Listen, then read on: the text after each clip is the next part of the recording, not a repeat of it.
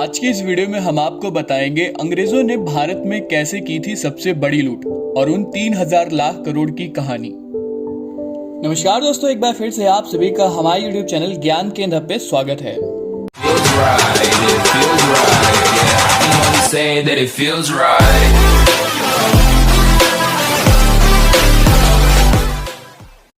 Colombia विश्वविद्यालय की report के मुताबिक सन 1765 से सन 1938 के बीच अंग्रेज भारत से 3000 लाख करोड़ रुपए लूट कर ले गए।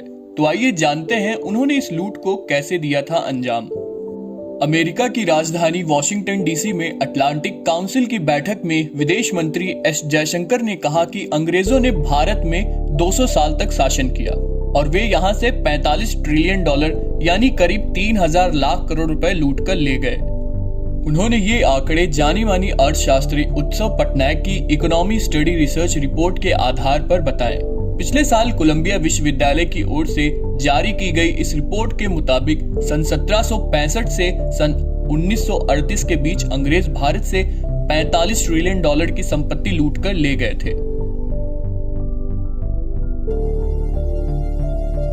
ब्रिटिश शासन के दौरान भारत में एक्सचेंज रेट 4.8 अमेरिकी डॉलर प्रति पाउंड था।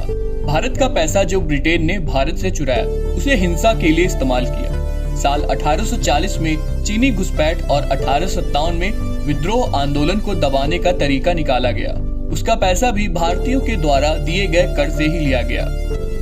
भारतीय राजस्व से ही ब्रिटेन अन्य देशों से जंग का खर्चा निकालता था और कनाडा, ऑस्ट्रेलिया जैसे देशों का विकास करता था।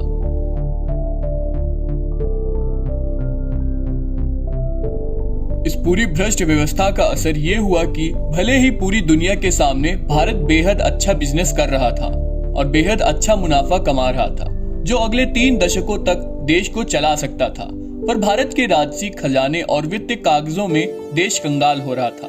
भारत की असली कमाई ब्रिटेन लूटकर ले जा रहा था।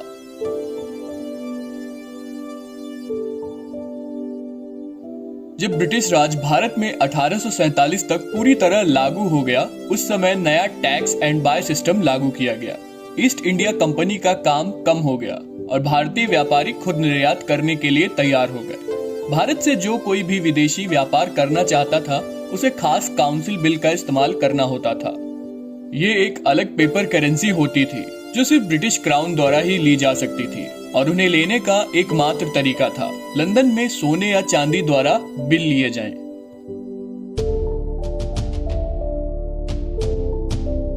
जब भारतीय व्यापारियों के पास ये बिल जाते थे तो उन्हें इसे अंग्रेज सरकार से कैश करवाना होता था। इन बिल्स को कैश करवाने पर उन्हें रुपयों में पेमेंट मिलती थी। ये वो पेमेंट होती थी जो उन्हीं के द्वारा दिए गए टैक्स द्वारा इकट्ठा की गई होती थी, यानी व्यापारियों का पैसा ही उन्हें वापस दिया जाता था। इसका मतलब बिना खर्च किए अंग्रेजी सरकार के पास सोना चांदी भी आ जाता था और व्यापारियों को लगता था ये पैसा उनका कमाया हुआ है।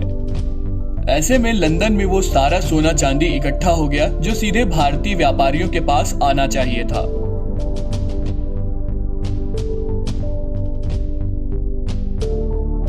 ये सब कुछ ट्रेड सिस्टम के आधार पर हुआ। औपनिवेशिक काल के पहले ब्रिटेन भारत से कई तरीके का सामान खरीदा करता था। इसमें कपड़े और चावल प्रमुख थे। भारतीय विक्रेताओं को अंग्रेजों की तरफ से कीमत भी उसी प्रकार मिलती थी जिस तरह अंग्रेज अन्य देशों में व्यापार करते थे, यानी चांदी के रूप में। लेकिन सन 1765 के बाद ईस्ट इंडिया कंपनी के विकास के साथ ही उसका भारतीय व्यापार पर एक छत्र राज हो गया।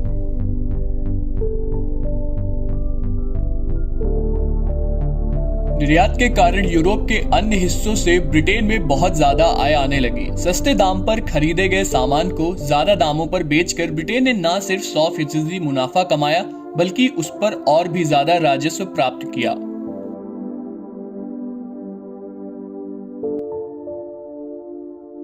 ईस्ट इंडिया कंपनी ने कई तरीके के कर लगाए। ये कर व्यापारियों पर लगाए गए और साथ ही साथ आम नागरिकों पर भी लगाए गए।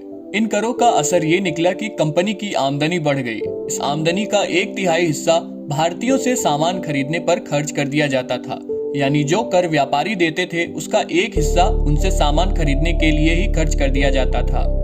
इस तरह भारतीय सामान को अंग्रेज मुफ्त में इस्तेमाल करते थे। उसके लिए अपनी जेब से उन्हें कोई पैसे नहीं देने पड़ते थे। जो भी सामान भारत से लिया जाता था उसे सस्ते दामों पर व्यापारियों के टैक्स से ही खरीद लिया जाता था। फिर उसे ब्रिटेन में इस्तेमाल किया जाता था और वहीं से बचा हुआ सामान बाकी देशों में निर्यात कर दिया जाता था। यानी मुफ्त का सामान इस्तेमाल भी किया जाता था और उसे बेचा भी जाता था। उम्मीद करते हैं आपको ये हमारा वीडियो पसंद आया होगा। वीडियो अच्छा लगा हो तो वीडियो को लाइक करें, शेयर करें और साथ ही हमारे यूट्यूब चैनल को सब्सक्राइब जरूर करें और साथ ही बेल आइकन को दबाना ना भूलें ताकि आपको हमारे वीडियोस के लेटेस्ट अपडेट सबसे पहले मिलते रहें। तो आज के लिए बस इतना ही, मिलते हैं अगली वीडियो में। तब तक के लिए जय हिंद, जय भारत।